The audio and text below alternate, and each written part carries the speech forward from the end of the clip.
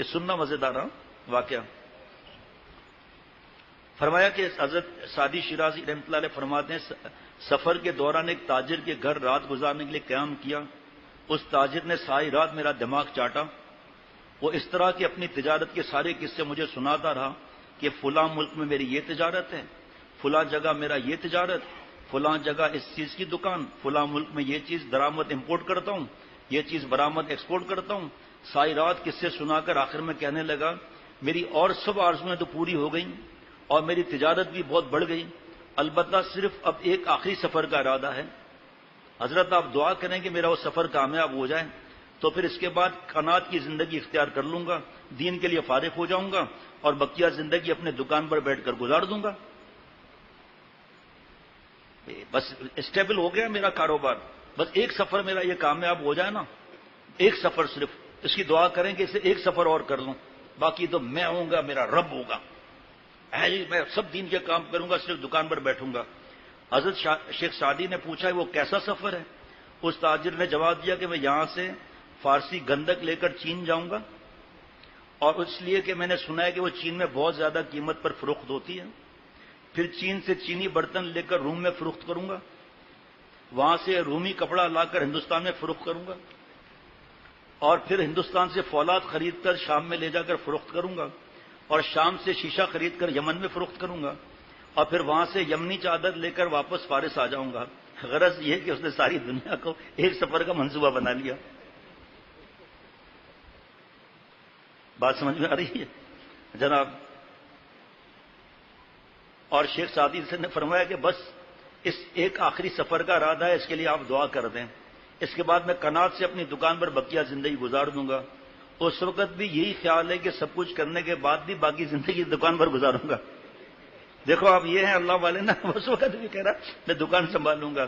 شیخ Saadi رحمۃ اللہ علیہ فرمایا کہ جب میں نے اس کی سفر کی روایات سنی تو میں نے اس سے کہا کہ تم نے یہ قصہ سنا ہے کہ غور کے ایک صحرا میں ایک بہت بڑے سوداگر کا سامان اس کے اونٹ سے گرا ہوا پڑا ہوا تھا، اور ایک طرف اس کا اونٹ بھی مرا ہوا تھا اور دوسری طرف وہ خود بھی مرا پڑا تھا.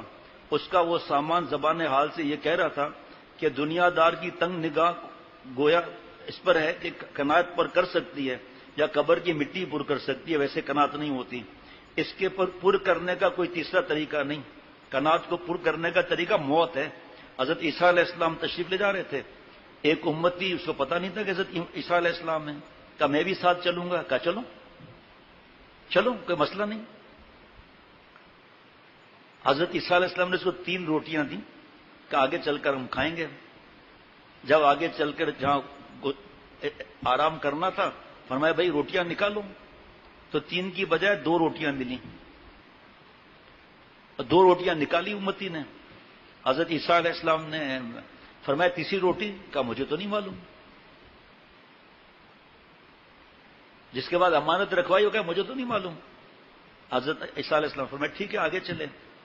تو اللہ نے معجزے بھی کیسے دیے تھے، مردہ کو زندہ کرنا. ہرن جا رہا تھا، اللہ کے حکم سے قریب آ گیا، اس کا گوشت وغیرہ سب کھا لیا، پھر اللہ سے دعا کی، وہ ہرن زندہ ہو گیا. معجزہ ہے نا. ہاں پھر بھی عقل نہیں آئی. یہ معجزہ دکھلانے کے بعد حضرت عیسیٰ علیہ السلام نے فرمایا تیسری روٹی کہاں گئی؟ کہا مجھے کیا معلوم. پھر آگے چلے. حضرت عیسیٰ علیہ السلام نے 3 ڈھیریاں بنائی مٹی کی، اللہ سے دعا کی، سونا بن گیا. فرمایا ایک ڈھیری تمہارے لیے، ایک ڈھیری میرے لیے، اور اس کے لیے جس نے تیسری روٹی کھائی تھی. کہا میں نے کھائی تھی. کہا میں نے کھائی تھی. کہا ارے ہم کیا کریں گے اس ڈھیری کو، 3 ڈھیریاں تو لگا جا. آ جانا ذرا چند شعر پڑھ لینا. مائک یہ کھول دینا بھائی. دوسرا چند اشعار پڑھ لیجئے گا. پڑھ لینا میں تھوڑا جو ہے نا وہ روب لگتا ہے. آپ تشریف لائیے، قریب آئیے اور مائک لیجئے اور کچھ پڑھ لیجئے. ٹھیک ہے جی. پہلے والے میں اچھا ہے، مزہ ہے ماشاء اللہ. جناب وہ اس نے 3 ڈھیریاں 2 اٹھا لیں، تیسری اٹھائے تو پہلی گر جائے. سونے کی ڈھیری 3 قبضے میں ہی نہ آئے. اب یہ پریشان ڈاکو آ گئے. کہا چلو ادھر تو ہمارے والے. کا بھائی یہ جھوٹ ووٹ بول کر تو یہ 3 ڈھیریاں سونے کی ملی ہیں، یہ تو زیادتی آپ کر رہے ہیں کہ آپ لے رہے ہیں، منت کر رہے ہیں. کہا اچھا ٹھیک ہے. کھانا کھا کر پھر فیصلہ کرتے ہیں کہ اس کی تقسیم کیسے ہوگی ڈاکو ہونے کا. اسی سے کہا چل بے جا کے کھانا لے آ.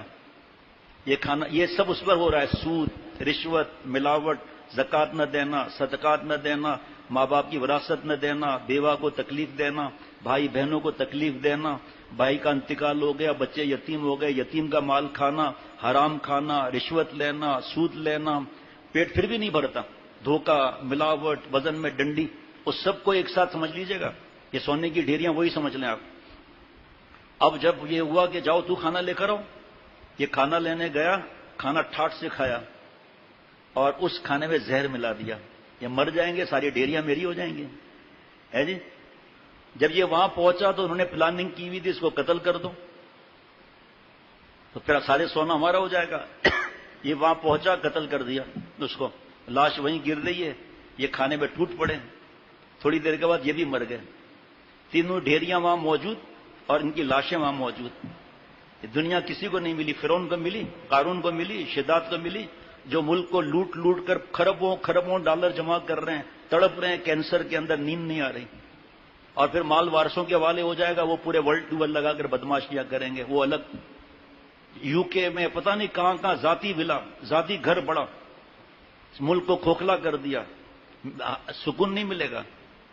ایک اللہ والے صاحب کشف تھے، تو ایک صاحب کو محسوس ہوا کہ کوئی چیز پیر میں چبھی ہوئی ہے، تو انہوں نے منت مانی کہ اگر یہ خون نہیں نکلا ہوگا تو پھر میں جو ہے اس کے وزن کے برابر چاندی یا جو بھی ہے وہ خیرات کر دوں گا. جب نماز ختم کی نفل تو دیکھا خون نہیں نکلا تھا، تو اس نے ترازو میں وہ ہڈی رکھی چھوٹی سی، اور جو رکھتا جائے ہڈی ہلے ہی نہیں. سارا سونا رکھ دیا، ہلے ہی نہیں. اس اللہ والے کے پاس گئے، صاحب کشف کے پاس. انہوں نے کہا ہٹاؤ سب چیزیں یہاں سے. یہ کہاں ہے وہ ہڈی؟ رکھو اس میں. مٹی لے کے رکھی، دونوں ترازو برابر ہو گئے پلڑے. کہا یہ کسی انسان کی مٹی ہے، اس کا پیٹ قبر بھرے گی، باقی اس کا پیٹ نہیں بھرے گا. جائز بھی اتنا نہیں ہے کہ اللہ کو بلا دیں جناب، جائز بھی اتنا نہیں چاہے کہ حرام حرام حرام حرام. اب وہ لاشیں وہاں ہیں اور تینوں ڈھیریاں وہاں ہیں. اس پر کوئی اشعار نہیں ہوئے تھے، لیکن حضرت مجذوب رحمۃ اللہ علیہ کے زیادہ اشعار ہیں اس بارے میں. چند اشعار ہم سن لیتے ہیں. جگہ جی لگانے کی دنیا نہیں ہے، جگہ جی لگانے کی دنیا نہیں ہے. یہ عبرت کی جا ہے، تماشا نہیں ہے. جگہ جی لگانے کی دنیا نہیں ہے. جہاں میں عبرت کے ہر سو نمونے، مگر تجھ کو اندھا کیا رنگ بولے. کبھی غور سے یہ دیکھا ہے تو نے، جو مامور تھے وہ محل اب ہے سونے. جگہ جی لگانے کی دنیا نہیں ہے. ملے خاک میں اہل شان کیسے کیسے، مکی ہو گئے لا مکان کیسے کیسے، ہوئے نامور بے نشان کیسے کیسے. زمین کھا گئی آسمان کیسے کیسے. جگہ جی لگانے کی دنیا نہیں ہے. اجل نے نہ کس راہی چھوڑا نہ دارا. کسی سے سکندر سا فاتح بہار ہر قلعے کے کیا کیا نہ حسرت سے زارا پڑا گیا سب یہی ٹھاٹ سارا